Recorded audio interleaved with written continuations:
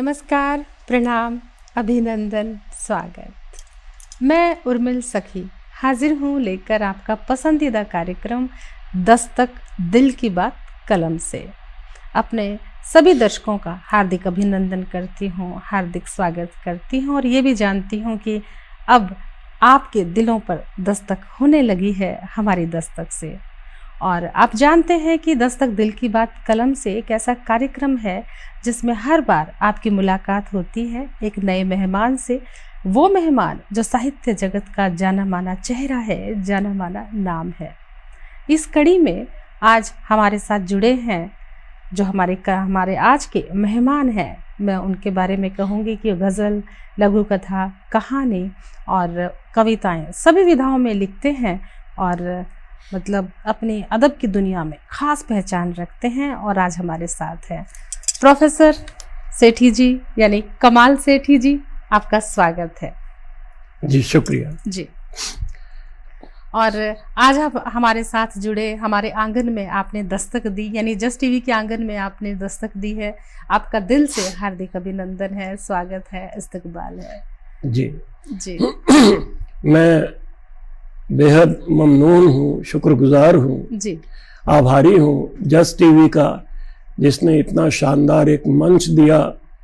और ये कहना अपना फर्ज समझता हूँ कि डॉक्टर उर्मिल सखी जी एक ऐसी शख्सियत है जो हर तरीके के गुण और मेयार रखती है एक फनकार के रूप में। चलो जी, वो तो ठीक है। दिल से हार्दिक अभिनंदन करती हूँ, आपका प्यार है, आशीर्वाद है। तो चलो हम इंटरव्यू की तरफ चलते हैं। आपका भी शुक्रिया अदा करता हूं। जी बिल्कुल, धन्यवाद। जस्ट टीवी के दर्शकों का सौभाग्य है कि आज आप हमारे साथ हैं और आपसे बहुत सारी गज़लें सुनेंगे, आपसे बातें करेंगे, आपके जीवन के बारे में जानेंगे, क्योंकि हमारे दर्शक भी अब जुड़ने लगे हैं।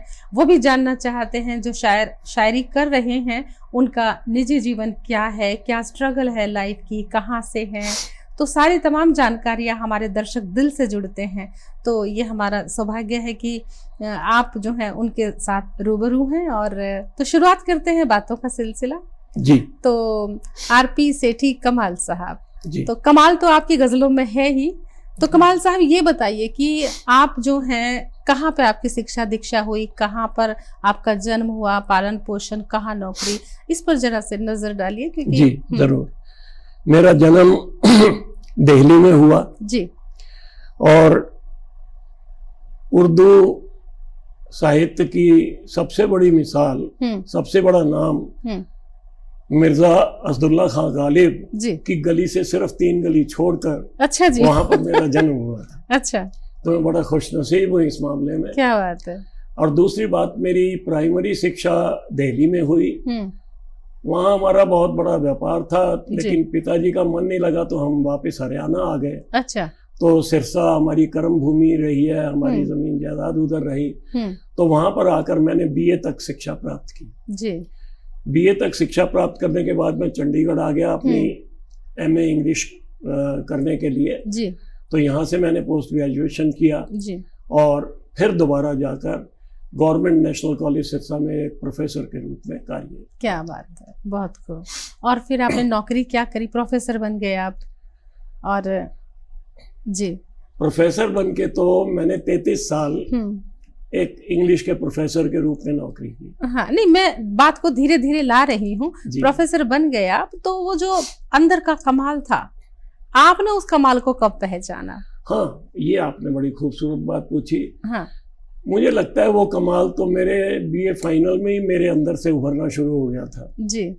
जब मैंने पहली एक गजल लिखी जिसका मुझे अंदाजा भी नहीं था। अच्छा। और आज भी अगर पढ़ता हूँ तो मुझे नहीं लगता कि मैंने लिखी होगी जी। तो तब से मैंने लिखना शुरू। तो ये जो आपका कमाल तखल्लुस है, आपका पेन नेम है, ये कमाल किसी का दिया हुआ कमाल है या आपका खुद का कमाल है? हाँ, नहीं जी, ये मेरी खुद सताइश या अपनी प्रशंसा नहीं है जी जी। ये मुझे किसी मेरी जिंदगी में बेइंतहा मोहब्बत करने वाले ने मुझे तखल्लुस दिया था जी। उनका नाम? वो मेरी शरीके हयात थी। क्या बात, उषा सेठी। क्या बात है, उन्होंने आपका नाम कमाल तखल्लुस रखा। और उनका ये इसरार था कि कुछ भी हो जाए आपने अपना ये तखल्लुस नहीं चेंज करना, बदलना। सो मैं मरते दम तक इसे रखूंगा। कमाल साहब, मैंने ये देखा है कि नाम का हमारी ज़िंदगी से बहुत गहरा ताल्लुक होता है। हमारा जो नाम होता है हमारी ज़िंदगी में उसके अर्थ, उसके मायने छिपे होते हैं। यानी हमारा जो व्यवहार होता है, काम होता है, उस पर भी हमारे नाम का असर होता है। तो कहीं ना कहीं ये जो कमाल है, इसीलिए आपकी गज़लें कमाल की है। तो उषा जी ने देख लिया था कि भैया कमाल का बंदा है, कमाल करते हैं, तो भाई कमाल ही होना चाहिए इनका तखल्लुस। क्या बात है, बहुत खूब। तो फिर आप गज़लें भी कहते हैं, कविताएं भी कहते हैं, लघु कथा भी लिखते हैं, तो आपकी पसंदीदा विधा क्या है? गज़ल जी, क्या बात है। अगर मैं सोते उठते जागते किसी वक्त भी अगर कुछ सोचता हूँ तो सबसे पहले शेर सोचता। क्या बात है। तो फिर शुरुआत कर लेते हैं फिर गज़ल से ही। जैसे जी आपकी, जी हाँ, स्वागत है। क्योंकि बातों का सिलसिला भी चलेगा, जानेंगे आपकी जिंदगी के बारे में भी, लेकिन साथ के साथ आपकी गजलों से भी हम रूबरू होंगे। जी, मन तो बहुत करता था कि किसी वक्त रिसाइट करके कहूँ, लेकिन क्योंकि अब आवाज साथ नहीं देती जी, तो इसलिए मैं अपनी गजल पेश करता हूँ। जी जी, स्वागत। दर्द तहरीर तो होने से रहा, दर्द तहरीर तो होने से रहा, और ख्वाब ताबीर तो होने से रहा। क्या बात है। हसरतों की हदें मुकर्रर कर, हसरतों की हदें मुकर्रर कर, वो बगलगीर तो होने से रहा। क्या बात है, वाह। वो बगलगीर तो होने से रहा। शुक्रिया जी। और जहर भी दे तो मुस्कुरा कर दे। अच्छा जी। जी, जहर भी दे मुस्कुरा कर दे तो मुस्कुरा कर दे। हाँ। गलत तासीर तो होने से रहा। क्या बात है, वाह। गलत तासीर तो होने से रहा। और इश्क कुल कायनात का हक है। क्या बात है। इश्क कुल कायनात का हक है, तेरी जागीर तो होने से रहा। क्या बात है कमाल साहब। तेरी जागीर तो, शुक्रिया जी, जी, जागीर तो होने से रहा। और टूटना और बिखरना इंसान का सिर्फ तकदीर तो होने से रहा। क्या बात है। टूटना और बिखरना इंसान का सिर्फ तकदीर तो होने से रहा। वो धड़कता भी है, छलकता भी है। अच्छा जी, धड़कता भी है, छलकता भी है। जो धड़कता भी है, छलकता भी है, बूते बेपीर तो होने से रहा। क्या बात है, वाह। शुक्रिया जी। बहुत। और ये इसका आखिरी जो मक्ता है जी, ये मेरे दिल के बहुत नजदीक है, बहुत नजदीक है जी। और मुझे लगा नहीं मैं कैसे लिख गया। आप उस पे जरा तवज्जो फरमाएं। पूरी तवज्जो है। मोजज़ा, चमत्कार, मोजज़ा वो भी चंद लफ्जों में, मोजज़ा वो भी चंद लफ्जों में, अब कोई मीर तो होने से रहा। क्या बात है, बहुत खूब। अब कोई मीर तो होने से रहा, और दर्द तहरीर तो होने से रहा, ख्वाब ताबीर तो होने आपकी से रहा। गजलें मीर तकी मीर से कम नहीं है जी। तो आपकी मेहरबानी है, नवाजिश है। मैं तो एक खाक हूँ, जर्रा हूँ। आपकी जर्रे जर्रे में बहुत पाकीज़गी है, जिंदगी के मायने हैं। जिंदगी को वाबस्ता गजले के जो शेर हैं वो पूरा जिंदगी को उजागर करते हैं। जी हाँ, एक और गजल के लिए आग्रह है, क्योंकि फायदा तो मैं उठाऊंगी आपसे जब गजलकार हैं और इतनी अच्छी गजलें आप लिखते हैं। तो जी। आह बन के मेरे आंसू जो निकल आएंगे, आह बन के मेरे आंसू जो निकल आएंगे, जिस्म हो कांच या पत्थर के पिघल जाएंगे। क्या बात है। जिस्म हो कांच या पत्थर के पिघल जाएंगे। और आज के जो शहरी सभ्यता है, धूप आंगन में उतर आए, गनीमत समझो। क्या बात है, धूप आंगन में उतर आए, गनीमत समझो। इसको दीवारों के जंगल ये निगल जाएंगे। क्या बात है सर, आज के समय में इसको दीवारों के जंगल ये निगल जाएंगे। और क्या खबर थी तेरे मेहंदी से लगे हाथों से जी, क्या खबर थी तेरे मेहंदी से लगे हाथों से, मेरे सपने तेरे वादे यूं फिसल जाएंगे। क्या बात है सर, क्या काफिया निभाया। मेरे सपने तेरे वादे यूं फिसल जाएंगे। और ये मुझ पे गुजरी थी वही उस पे ही लिखा हुआ एक शेर है, कैसे भूलेगा मेरे प्यार की पहली बारिश। क्या बात है, प्यार की पहली बारिश। कैसे भूलेगा मेरे प्यार की पहली बारिश, जब तसव्वुर में वो भीगे हुए पल आएंगे। क्या बात है, वाह। जब तसव्वुर में वो भीगे हुए पल आएंगे और मैं वसीयत हूँ तेरी मुझको बदलने वाले। अच्छा जी।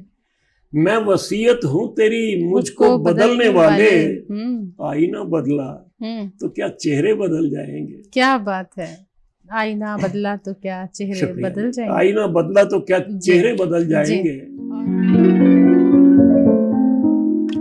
तो आगे शेर जो है जी इसी गजल के आखिरी दो अशार हैं। जी सर। एक बहुत कड़वा सच, एटमी दौर में कुछ और जले या न जले। एटमी दौर में कुछ और जले या न जले, ख्वाब मासूमों के पलकों में ही जल जाएंगे। क्या बात है, बहुत खूब। ख्वाब मासूमों के पलकों में ही जल जाएंगे। और ये इसका मक्ता है जी, शायद आपके दिल को छू जाए। जी, मुझे तो सारे ही शेर छू रहे हैं। तुम चिरागों को अगर अपने मुकाबिल रख लो, तुम चिरागों को अगर अपने मुकाबिल रख लो, मेरा दावा है कि वो रश्क से जल जाएंगे। क्या बात है, वाह। मेरा दावा है कि वो रश्क जल जाएंगे। शुक्रिया जी, बहुत खूब सर। और मुझे चलो थोड़ा सा बात भी करते हैं अगली जब तक हमारी अगली गजल नज्म आती है। तो ये बताइए कि आप लघु कथा भी लिखते हैं, तो लघु कथा के साथ साथ कविताएं भी कहते हैं, कहानी भी लिखते हैं, और आपकी 16 पुस्तकें प्रकाशित हो चुकी हैं, और हर जगह, हर लाइब्रेरी में, हर जगह पे आपकी पुस्तकें हमें पढ़ने को मिलती हैं। तो आपकी विधा मतलब इतनी सारी हैं, लघु कथा है, कहानी है, कविताएं हैं, और मतलब गजल तो है ही। तो मुझे ये बताइए कि सबसे ज्यादा सहज आप किस में पाते हैं लिखते वक्त?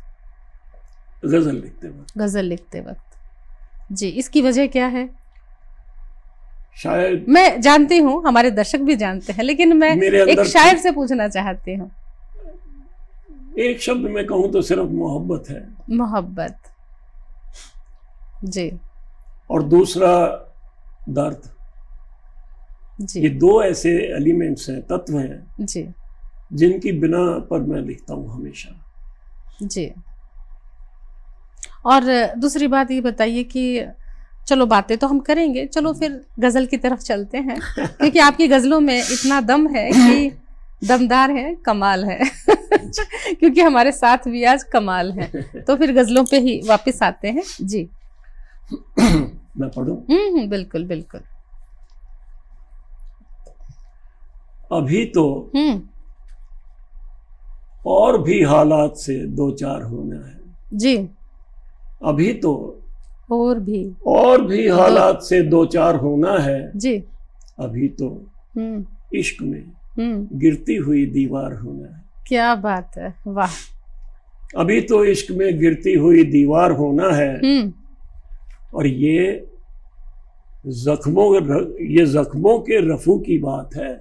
जख्मों के रफू की बात है। ये जख्मों के रफू की बात है। ऐ साहिबे नादां तू समझा ये किसी कमख्वाब का सीना पिरोना है। क्या बात है, क्या बात है। तू समझा ये किसी कमख्वाब का सीना पिरोना है।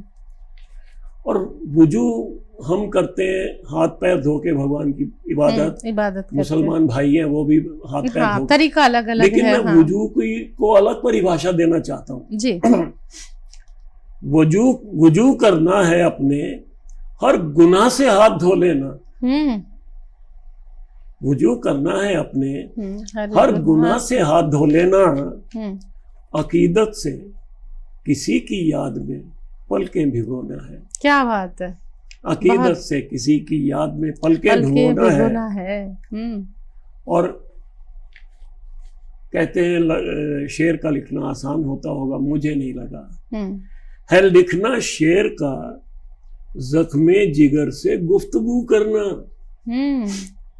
जख्मे जिगर से गुफ्तगू करना, लिखना शेर का है, लिखना शेर का जख्मे जिगर बिल्कुल से। सही, बिल्कुल सही। गुफ्तगू करना, कभी रोना, कभी हंसना, कभी बेजार होना है। क्या बात है। और इससे जो अगला शेर है वो मैं बड़ी विनम्रता से कहना चाहूंगा कि वो किसी समय में भी गलत साबित नहीं होगा। कालजयी है, कालजयी है जी। लेकिन इस बात का फैसला तो सामाईन करेंगे जी, बिल्कुल आप लोग करेंगे जी। हवा इतनी भी मत बांधो, मत बांधो। हाँ, हवा इतनी भी मत बांधो, हुकूमत बेवफा शय है। क्या बात है। हवा इतनी भी मत बांधो, हुकूमत बेवफा शय है। तुम्हें भी एक दिन गिरती हुई सरकार होना है। क्या बात है, वाह, जिंदगी का फलसफा। कोई भी सरकार, तुम्हें भी एक दिन गिरती हुई सरकार होना है। और अक्सर हम एक गलती करते हैं, वो नहीं करनी चाहिए, किसी अपने को बुरा कहने की जी। किसी अपने को, ये इसका मक्ता है जी, किसी अपने को रुस्वा करने से तुम पेशतर समझो। पहले ही समझ लो, पहले ही समझ जाओ। किसी अपने को रुस्वा करने से तुम पेशतर समझो। सरे बाजार घर के मैले पैराहन को धोना है। क्या बात है, सरे बाजार मैले पैराहन को धोना है। मैले पैराहन गजब, को धोना बहुत है। गजब। अभी तो और भी हालात से दो चार होना है, नहीं और भी गजलों से दो चार होना है। क्योंकि मुझे पता है कि हमारे दर्शक पूरा पूरा लुत्फ उठा रहे हैं, तो आज हम जो है कोई कमी नहीं छोड़ेंगे आपको सुनने में, क्योंकि आपकी गजलें कमाल की हैं। जी, अगली गजल जी बिल्कुल। वैसे तो मैंने किसी टाइम गुनगुना के पढ़ी थी, पर अब पढ़ नहीं पा रहा हूँ। पहले जी अच्छा था, तो अगर कोशिश, वो आवाज खराब हो जाएगी। किसकी? मेरी होगी। नहीं नहीं, आप कोशिश कर लीजिए, चाहे तो एक पंक्ति में। एक पंक्ति थी, हाँ जी। आँखों को बरसात के मौसम देता है। आँखों को बरसात के मौसम देता है। जब यादों को भूले सावन देता है।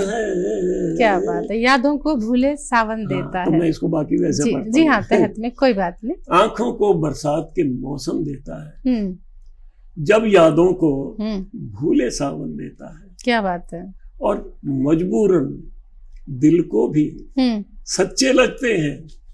मजबूरन हाँ, दिल को भी सच्चे लगते हैं। अच्छा, वो ना मिलने के जो कारण देता है। क्या बात है, फिर से बोल दीजिए। मजबूरन हाँ, दिल को भी सच्चे लगते हैं। हाँ, वो ना मिलने के जो कारण देता है। क्या बात है, यानी उसके जो बहाने हैं वो दमदार है। मानने पड़ते जी। सपने, हाँ, आंसू, तन्हाई, सपने आंसू तन्हाई और बर्बादी, और सपने आंसू तन्हाई और बर्बादी। ये मिसरा ध्यान दीजिएगा जी, पूरा ध्यान है मेरा। सपने आंसू तन्हाई और बर्बादी, ये सौगातें कौन कारण देता है। क्या बात है, सपने आंसू तन्हाई और बर्बादी, ये सौगातें कौन कारण देता है। कौन कारण देता क्या है। क्या बात है। और नफरत की, जिसको दुनिया को आज जरूरत है, नफरत की सब दीवारें गिर जाती हैं। नफरत की सब दीवारें गिर जाती हैं जब कोई दुश्मन दिल का आंगन देता है। क्या बात है, जब कोई दुश्मन दिल का आंगन देता है।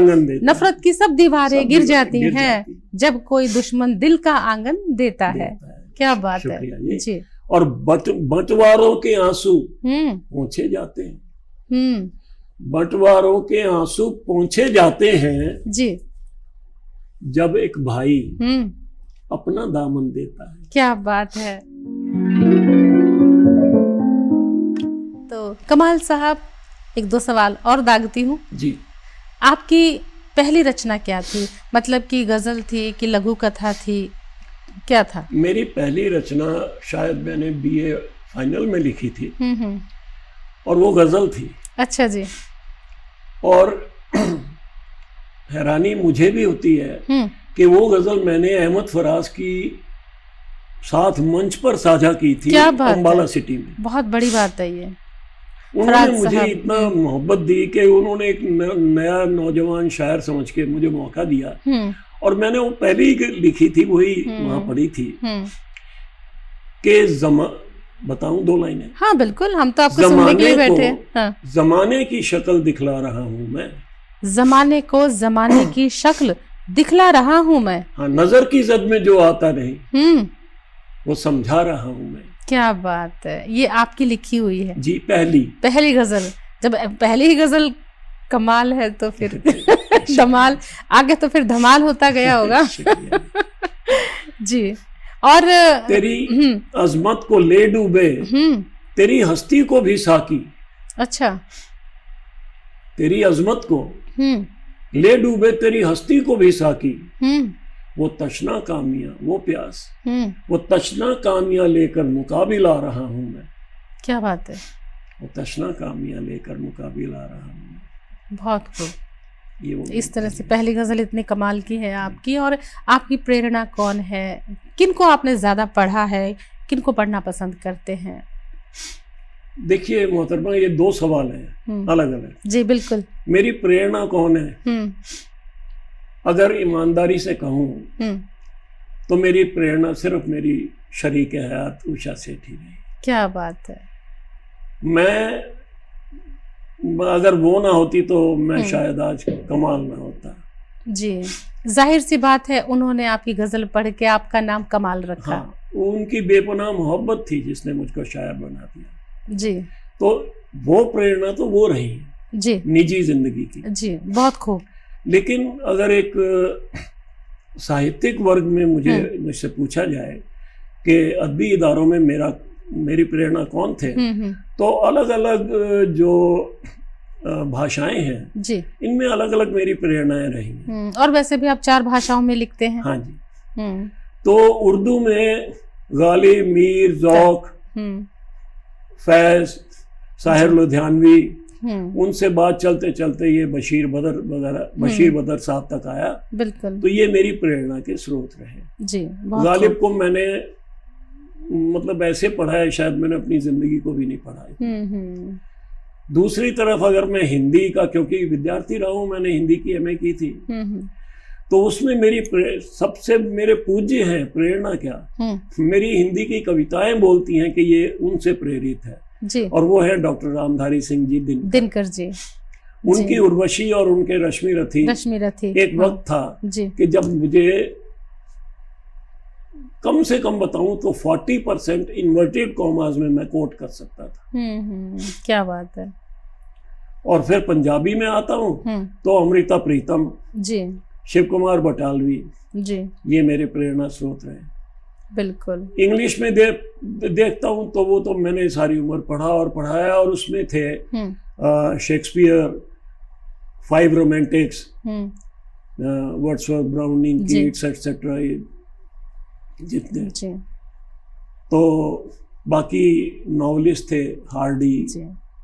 मेरे। और आपकी जो प्रेरणा है आपकी धर्म पत्नी रही हैं, तो मैं तो कहती हूँ कि ऐसा जीवन साथी हर किसी को मिले जो साहित्य सृजन में अपना सहयोग दे, क्योंकि गृहस्थी में तो सभी सहयोग देते हैं लेकिन साहित्य में ये सहयोग बहुत ज़रूरी होता है।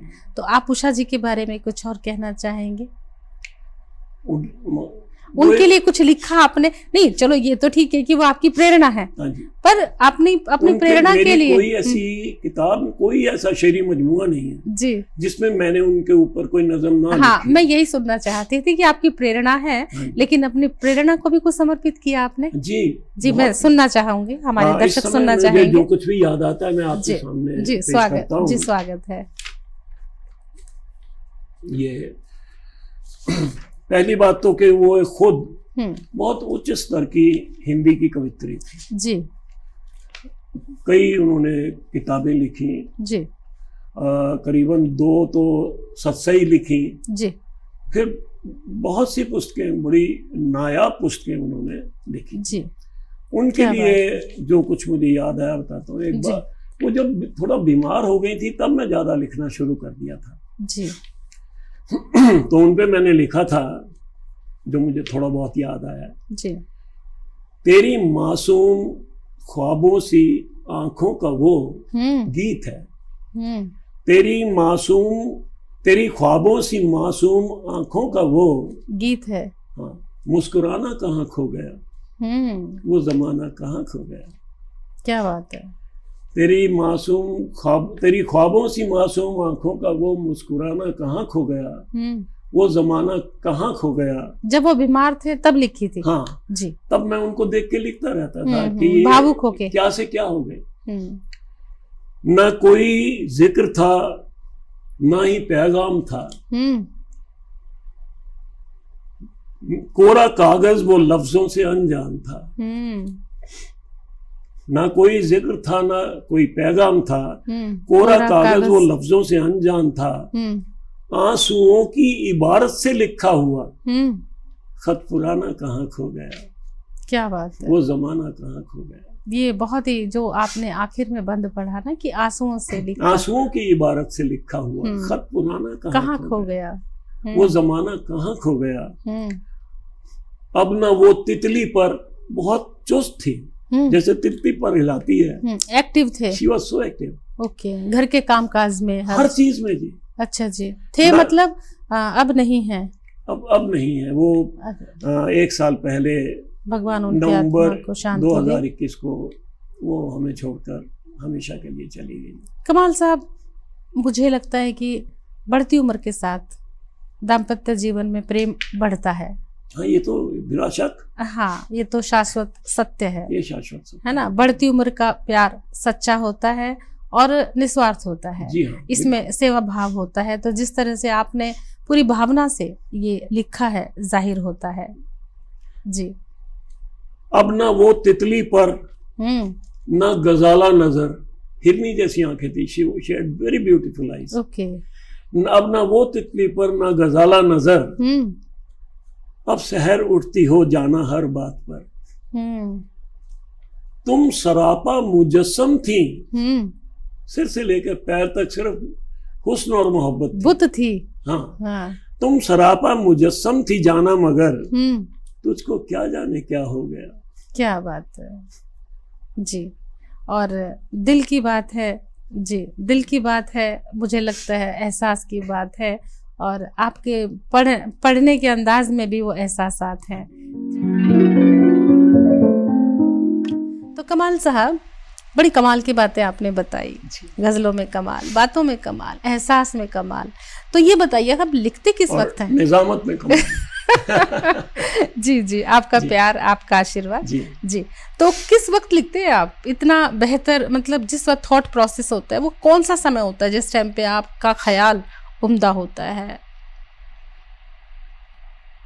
ऐसा लगता है जी कि शायद सुबह का तो कोई अलार्म मेरे अंदर सेट हो गया है। अच्छा। और मैंने लिखा था कि जाने ये कौन जगाता है मुझे पिछले शहर, तो वो शायद अलार्म 3:15 बजे का सेट है, 3:30 बजे का।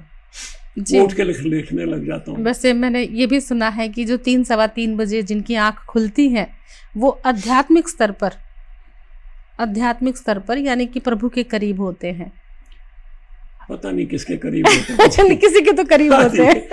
लेकिन मेरे बारे में इस आपके सवाल का जवाब शायद मेरी पत्नी शरीके हयात उषा सेठी ने ज्यादा खूबसूरत दिया था। एक जगह जी जी, उन्होंने अपने ख्यालात दिए थे मेरी एक शेरी मजमूआ में, तो उसमें ये लिखा था कि इस शख्स को मैं जानती हूँ, जो बस में बैठा, ट्रेन में बैठा, छोटे छोटे पुर्जे, बस की टिकटों के ऊपर शेर लिखता रहता था, हर समय लिखता रहता था।